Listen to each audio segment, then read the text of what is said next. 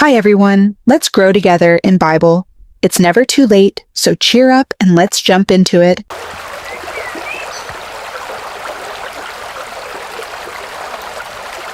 In the beginning, the world was good. God had spoken light into darkness. He formed the seas, the skies, and every living thing. And in the midst of it all, he created man, crafted from dust, breathed to life by his Spirit. But as the generations passed, so did the purity. From the garden's gate to the cities of men, hearts wandered far from their Creator. Selfishness grew. Violence became a way of life. The world, once beautiful and balanced, was now filled with chaos and corruption. And God saw it. The Lord saw that the wickedness of humanity was great on the earth, and that every intent of the thoughts of their hearts was only evil. Continually, it grieved him. This wasn't what he intended. The earth, meant to flourish, now groaned under the weight of sin. And then God made a decision. I will wipe from the face of the earth the human race I have created, for I regret that I have made them. But then, like a single candle in a sea of darkness, there was one man, Noah. In a world drowning in rebellion, Noah walked differently. Noah was a righteous man, blameless in his generation. Noah walked with God. While others mocked God, Noah listened. While cities chased violence, Noah pursued peace. He wasn't perfect, but his heart beat in rhythm with heaven. He taught his sons to work the land, to honor the Lord, and to live with integrity. His wife stood by him, faithful in a world of fading light. And then one day, the Lord spoke. Noah, the end of all flesh has come before me. The earth is filled with violence. I am going to destroy both them and the earth. So make for yourself an ark of gopher wood. The instructions were precise. 300 cubits long. That's 450 feet. 50 cubits wide, 75 feet across.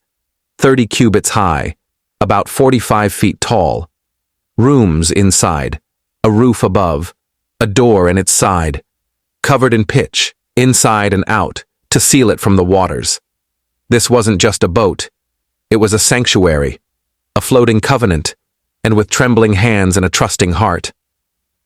Noah began to build. Year after year, the hammer rang through the valley. People came from far and wide to see the strange structure rising in the hills. They laughed, they whispered, they mocked.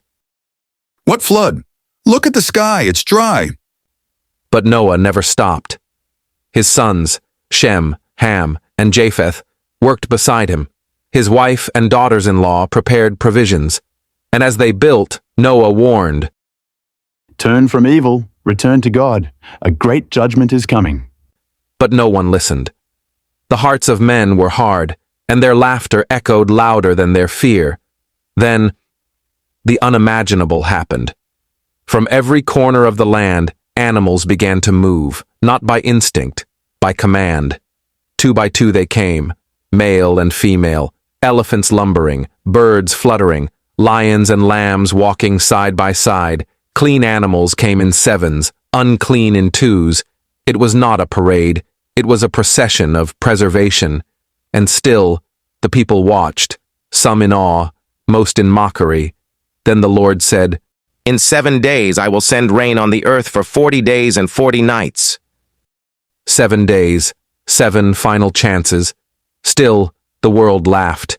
Still, they did not turn. Noah and his family entered the ark. The animals were in place. The food was stored. The air grew heavy. And then, God himself shut the door. At first, a drop.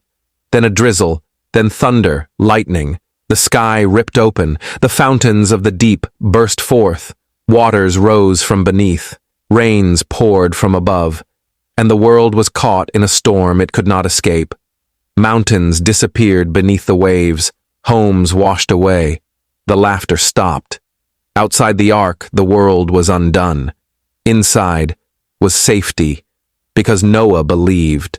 For 40 days the waters prevailed.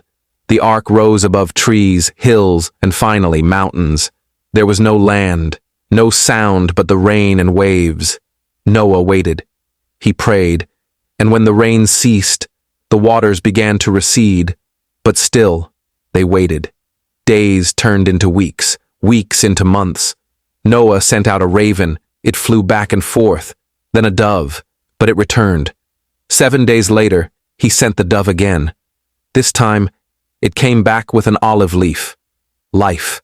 The world was healing. Finally, after over a year, the ark came to rest on Mount Ararat. God said, "Come out of the ark, you and your family and all the animals." Noah stepped onto dry ground, a new earth, a quiet world, clean, empty, full of possibility. His first act? He built an altar, and he worshipped. God smelled the offering and said, "Never again will I curse the ground because of mankind, even though every inclination of the human heart is evil from childhood." Then God made a covenant. Never again will waters become a flood to destroy all life.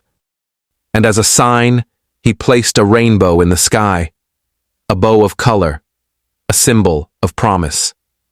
Whenever the rainbow appears, I will remember my covenant between me and all life on earth. And Noah, the man who obeyed, stepped forward into a new world. The story of Noah is not just about water, it's about warning, obedience, trust, and hope. Noah believed when no one else did. He built when there was no storm.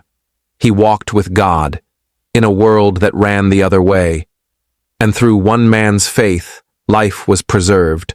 We all face storms, but like Noah, we are offered a place of refuge, not in an ark of wood, but in the arms of a faithful God. So when you see the rainbow, remember, judgment may come, but mercy always remains. This is the story of Noah.